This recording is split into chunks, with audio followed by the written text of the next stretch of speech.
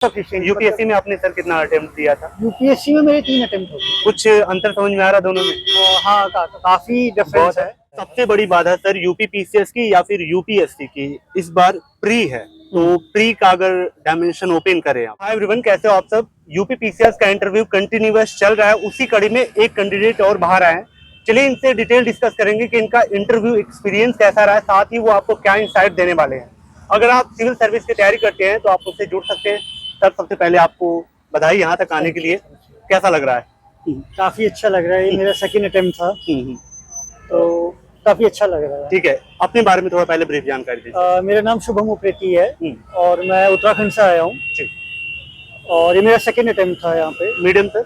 English medium है मेरा। English medium. Sir board के बारे में पहले बताएं कि किनका बोर्ड था और कितने मिनट इंटरव्यू चला आपका? त्रिपाठी सर का बोर्ड था जी।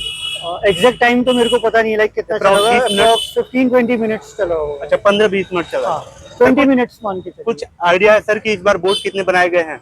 नहीं, मतलब लास्ट टाइम से शायद ज्यादा है इस बार। ओके, आप दूसरी बार इंटरव्यू दे रहे हैं? मेरा सेकंड। तो सर इस बार कुछ बदलाव समझ में आ रहा है इंटरव्यू में?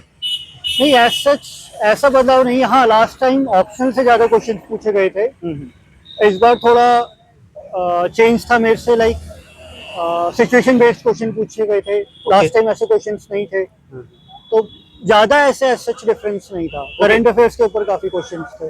सर थोड़ा सा अब क्वेश्चंस के ऊपर आते हैं, पहले आप सिचुएशन वाली आप बताएं कि कैसे सिचुएशन पूछे गए आपसे? सिचुएशन एक ये था कि अगर आपको कहीं पे एसडीएम पोस्टिंग दी जाती है और वहाँ पे राइट्स वगैरह हो जाते हैं तो आप कैसे कंट्रोल करेंगे उनको, बस यही था सिचुएशन बेस्ड क्वेश्चन। तो ओके, करंट ओरिएंटेड जैसे न्यू क्रिमिनल लॉज अभी चेंज हुए हैं तो उसके बारे में पूछा था। और कुछ इसको एलिब्रेट करेंगे सर थोड़ा सा? नहीं, बस कौन कौन से लॉज चेंज किए गए हैं वही पूछा था। सीआरपीसी और आईपीसी और सीआरपीसी और आईपीसी थे और तीसरे का नाम मेरे को एग्जैक्ट याद नहीं आ रहा था। नेशन और इंटरनेशनल कोई मुद्दे पूछे गए? इंटरनेशनल क्वेश्चंस पूछे गए थे। अभी जापान में अर्थक्वेक आया हुआ है, क्योंकि उन्होंने ये पूछा था मुझसे कि आपका ऑप्शनल क्या था, तो ज्योग्राफी था तो उन्होंने अर्थक्वेक से रिलेटेड पूछ लिया था और सेस्मिक जोन्स के बारे में पूछा था।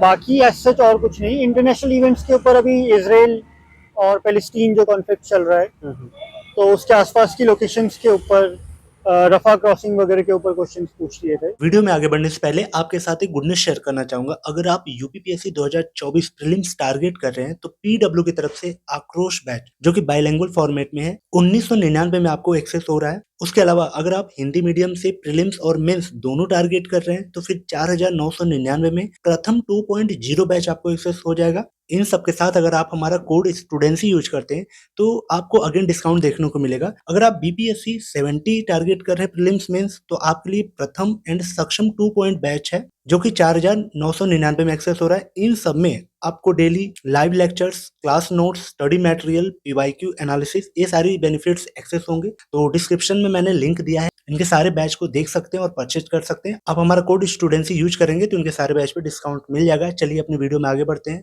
Thank you so much.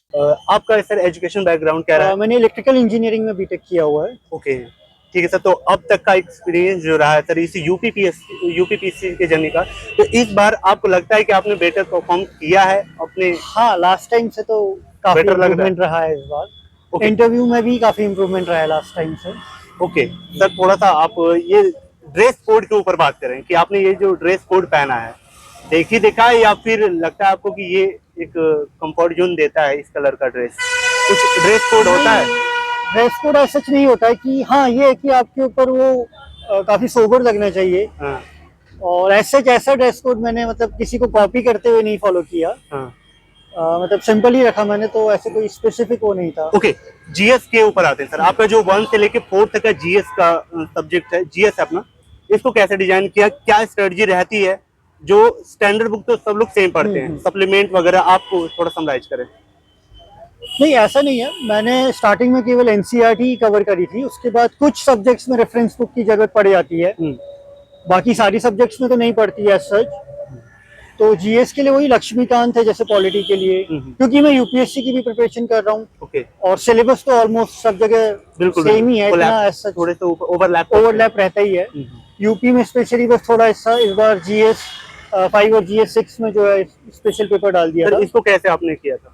मैंने रेफरेंस बुक ही कवर करी थी इसके लिए भी। एक रिकमेंड करी गई थी मेरे को, मेरे फ्रेंड ने रिकमेंड करी थी। नाम मेरे को एग्जैक्ट अभी याद नहीं आ रहा। वो बेनिफिशियल रहा एग्जाम हॉल में, वो जो रेफरेंस दिया कुछ गया? एक्सटेंट तक जो है बेनिफिशियल रहते हैं, बाकी तो आपको थोड़ा अपना इंटेलिजेंस यूज करना ही पड़ता है उसमें, आंसर राइटिंग वगैरह में। ऐसा नहीं, और ये नहीं है कि आप केवल बुक के थ्रू ही उन चीज़ों को कवर कर सकते हैं। आपको थोड़ा एक्स्ट्रा मटेरियल, जैसे घटना चक्र वगैरह थी, वो मैंने थोड़ी बहुत कवर करी। ओके।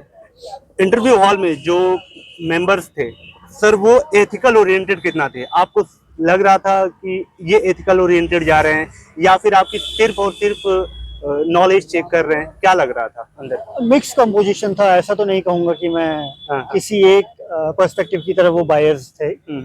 और ये चीजें वो रियलाइज करने भी नहीं देते हैं। तो मिक्स कंपोजिशन था उनका, मतलब मॉक इंटरव्यू दिया आपने? हाँ, मैंने दृष्टि में कितने? दिया था, एक ही दिया था मैंने। तो लग रहा कुछ अंतर समझ में आया? यहाँ पे काफी मतलब रिलैक्स था। मॉक इंटरव्यू में थोड़ा वो लोग ज्यादा स्ट्रिक्ट रहते हैं। अच्छा कि बट ऐसे यहाँ पे entry- हाँ, लास्ट टाइम भी काफी रिलैक्स था। ऐसे मौर्य सर का बोर्ड था लास्ट ईयर, तो उसमें भी ऐसे सच मतलब एंजाइटी वगैरह नहीं हो रही थी मेरे को, काफी रिलैक्स फील कर रहा था। सबसे बड़ी बात है सर, यूपीपीसीएस की या फिर यूपीएससी की इस बार प्री है, तो प्री का अगर डायमेंशन ओपन करें आप कि इसकी लिमिट्स क्या होनी चाहिए? सबको पता है, सब लोग जानते हैं क्या पढ़ना है, लेकिन फिर भी सिलेक्शन नहीं हो रहा है। मेन रीजन ये कि करंट अफेयर्स जो है काफी स्टूडेंट्स जो है उसमें लास्ट मोमेंट पे फोकस करते हैं। अब प्री अभी आई गेस मार्च में होना है यूपीपीसीएस का, और यूपीएससी का मई में होना है। तो उसके लिए ये कि आपने पूरे लाइक 1.5 ईयर कहूंगा मैं तो करंट अफेयर्स के लिए, 1.5 to 2 years। ओके। क्योंकि यूपीएससी कई बार थोड़ा पीछे का भी पूछ लेता है, हाँ, वो जाता है 2 साल हाँ, के आसपास। थोड़ा 1-2 साल के आसपास जाता है। ये है कि आपको न्यूज़पेपर से टचअप रखना है। अभी बजट एंड इकोनॉमिक सर्वे आएगा, इकोनॉमी के काफी क्वेश्चंस उसके ऊपर रहते हैं, आर्थिक समीक्षा वगैरह जो है आती है। हाँ। और बेसिक बुक्स तो सभी कवर कर देते हैं, एनसीईआरटी वगैरह। बस अगर आप न्यूज़पेपर वगैरह कवर कर रहे हैं सही से, तो it's more than sufficient. UPSC में आपने सर कितना अटेम्प्ट दिया था? यूपीएससी में मेरे 3 अटेम्प्ट हो गए। कुछ अंतर समझ में आ रहा दोनों में? हाँ, काफी डिफरेंस बहुत है, बहुत है। मेंस में काफी डिफरेंस आ जाता है। मेंस क्या, इनफैक्ट प्रीलिम्स में भी काफी डिफरेंस है क्वेश्चंस के लेवल में। एक आंसर का फॉर्मेट बनाते हैं, 150 वर्ड्स लिखना है, उसमें कितने डायग्राम होने चाहिए, आपका कंक्लूजन कैसा होना चाहिए, इंट्रो कैसा होना चाहिए, मेन बॉडी फ्रेम में कितने वर्ड्स होने चाहिए? वो देखिए डिपेंड करता है क्वेश्चन टू क्वेश्चन। अब जैसे ज्योग्राफी से रिलेटेड कोई क्वेश्चन है तो उसमें हाँ डायग्राम, जैसे अगर सपोज प्लेट टेक्टोनिक्स से रिलेटेड है तो उसमें डायग्राम कंपलसरी है। हाँ, तो उसमें आप ज्यादा कंटेंट नहीं भी लिखेंगे तो वो चलता है उतना, क्योंकि वो डायग्राम ओरिएंटेड क्वेश्चन है। हाँ, लेकिन हिस्ट्री से रिलेटेड क्वेश्चन है जैसे सपोज, या पॉलिटी से रिलेटेड क्वेश्चन है जिसमें आपको इन टाइमलाइंस वगैरह आती है। हाँ, टाइमलाइंस वगैरह आती है, तो वहाँ पे आप थोड़ा चार्ट, फ्लो चार्ट्स वगैरह बना सकते हैं। अगर कन्वर्जन रेशियो की बात करें सब्जेक्ट वाइज, तो कैसे उसको पॉइंट टू पॉइंट करेंगे? पहले पे क्या आना चाहिए, दूसरे पे क्या आना चाहिए, तीसरे या लास्ट क्या होना चाहिए? यूपीपीसीएस की बात कर रहा हूँ। फर्स्ट में मैं तो कहूँगा पॉलिटी और हिस्ट्री आप स्टार्ट करिए, क्योंकि काफी वास्ट सब्जेक्ट है ये। उसके बाद इकोनॉमी एंड ज्योग्राफी, ये जो एनवायरनमेंट ज्योग्राफी के कंटेक्स्ट में आता है। एनवायरनमेंट का प्रीलिम्स में ज्यादा रहता है, और करंट अफेयर्स के ऊपर ज्यादा क्वेश्चन रहते हैं एनवायरनमेंट एंड साइंस के, जो भी न्यूज में ट्रेंडिंग चल रहा है। जैसे अभी फॉरेस्ट राइट एक्ट था, जैसे उसमें काफी चेंजेस लाए गए थे। एनवायरनमेंट प्रोटेक्शन एक्ट में काफी चेंजेस लाए गए थे। तो इसलिए एनवायरनमेंट, साइंस एंड टेक्नोलॉजी, इनके जो क्वेश्चंस रहते हैं ये न्यूज ओरिएंटेड काफी ज्यादा आते हैं। बट जैसे हिस्ट्री, पॉलिटी, ज्योग्राफी और इकोनॉमी है, इनका क्या है, जो बेसिक कंसेप्ट है, कोर कंसेप्ट है। हिस्ट्री से आप करंट अफेयर्स के बेसिस पे क्वेश्चन नहीं बना सकते, और ये काफी मेजर सब्जेक्ट है। आप देखिए एंशिएंट, मिडिएवल, मॉडर्न है। मॉडर्न तो काफी वास्ट है। बिल्कुल। तो मैं तो ये कहूंगा मॉडर्न को ज्यादा टाइम देना चाहिए, और ये भी नहीं करना चाहिए कि प्रीलिम्स में पास्ट के इतने ईयर्स में मिडिएवल से कम क्वेश्चन आए तो हम उसको छोड़ देते हैं। ये चीज नहीं करनी, क्योंकि ऐसे एग्जाम्स में सरप्राइज बहुत ज्यादा मिलते हैं। यूपीपीसीएस में आपने मॉक टेस्ट कितने लगाए और कितना बेनिफिशियल रहा है आपके लिए? मॉक टेस्ट नहीं लगाए थे मैंने। अच्छा। हाँ, आंसर राइटिंग के लिए मैंने जरूर ज्वाइन किया था। मैंने यूपीएससी के लिए ज्वाइन किया था, तो उसने मेरे को यूपीपीसीएस में भी काफी कर हेल्प देता किया। है। बाकी प्रीलिम्स के लिए मैंने कोई मॉक टेस्ट नहीं। 2024 जो टारगेट कर रहे हैं यूपीपीसीएस के लिए, उनके लिए क्या मैसेज है, कैसे डिजाइन करें इस 2-3 महीने में? डिजाइन अब तो ये है कि आप जितने ज्यादा प्रीवियस ईयर क्वेश्चन है उनको आप एनालाइज कर लीजिए अच्छे से। सिर्फ सॉल्व नहीं करना है, एनालाइज करके सॉल्व करना है। और दूसरा ये कि मॉक टेस्ट दीजिए और रिवीजन, जितना ज्यादा रिवीजन और मॉक टेस्ट दे सके, क्योंकि अब जो है ये टाइम तो नहीं रहा कि आप बेसिक से स्टार्ट करिए और 2 महीने में कवर कर लीजिए। रिवीजन और मॉक टेस्ट देके प्रैक्टिस करते हैं। सर लास्ट मन की बात, अब तक इतना लंबा एक्सपीरियंस रहा, आप ऑलरेडी 3 3 अटेम्प्ट यूपीएससी में दिए, यहाँ भी दिए, तो इतना लंबा सस्टेन कैसे किया इस टाइम ड्यूरेशन को? कुछ एक्स्ट्रा एक्टिविटी करते हैं, जॉब हाँ। वगैरह करते हैं या फिर? नहीं, जॉब वगैरह तो नहीं करता मैं, हाँ बट हाँ थोड़ा आपको इस फ्लो से थोड़ा डाइवर्ट होने के लिए, डाइवर्ट नहीं कहूंगा मैं, थोड़ा आपको अपने आप को टाइम देने की जरूरत है। मतलब ये नहीं है कि आप केवल तैयारी में ही घुसे हैं पूरे 3-4 साल, ऐसा नहीं है। आपको थोड़ा एक्स्ट्रा करिकुलर एक्टिविटीज में करना ध्यान देना चाहिए, जो हॉबीज हैं आपकी, और वो मैटर भी करती है इंटरव्यू में या पर्सनैलिटी डेवलपमेंट में। ठीक है। केवल पढ़ाई करके ही सेट नहीं नहीं होगा, क्योंकि इंटरव्यू में वो आपकी केवल पढ़ाई वाली नहीं। नॉलेज तो बिल्कुल भी चेक नहीं कर रहे हैं। बिल्कुल सर। वो चलिए सर, बेसिकली आपका पर्सनैलिटी जो है उसके ऊपर ही ज्यादा फोकस रहता है चलिए उनका। Sir, wish you all the best.